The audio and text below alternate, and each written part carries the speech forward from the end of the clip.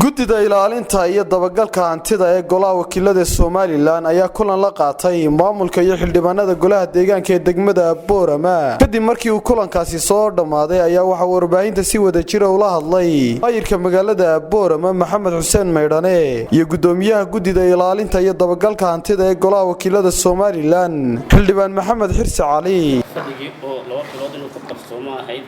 wuxuu dhaafay wiigani ku jirnayo wiigani iminka marka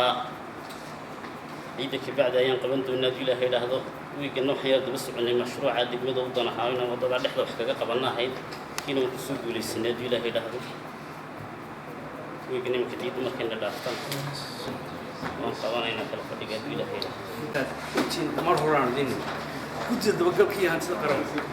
jeedada ugu weyn ay leedahay ee aan marlabaad waxay tahay in waxay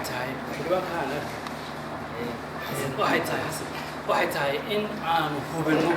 waxa yar ee dalkan iyo qarankan haysto in ay taladeeda wada leenahay dadka loo doortay ama dadka mas'uulka number 2 iyo in ay gaaraan 9 bilyan baa imika halkan week laga soo saaraa oo 9 bilyan oo Soomaaliland 9 bilyan waxay ka imanayaan shacab 9 bilyan waxay shacabka ka imanayaan hooyay ka imanaysaa bakhaarle ka imanaysaa dadka suuq walatada ka imanaysaa wax inaga imanaya oo idinkeeda ka imanayo mas'uuliyiinta ka imanayaan maaha lacagtaas magaalada dib ugu noqotaa mas'uulman tan anagu meeshu gareena waa taa magaalada dib ugu noqotaa mas'uulman tan anagu meeshu gareena waa taa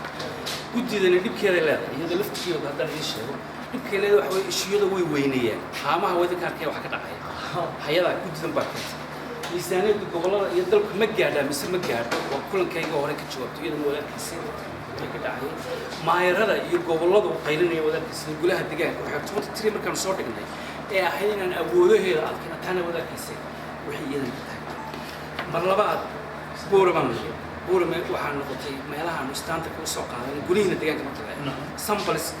anigu xildhibaanka isma naqaano xildhibaanka isma naqaano xasil isma naqaano laakiin markaan aragnaa idin la kulanay doorkii hore waxayna la noqotay golayaasha deegaanka dalka kuwa ugu hooseynatay that's why aan sample u qaadanay that's why aan meel kasta aan ka hadlaynaba aan u soo qaadanay golaha deegaanka Badar Maxamed Xasan Laba Qayle Somali News Boorama.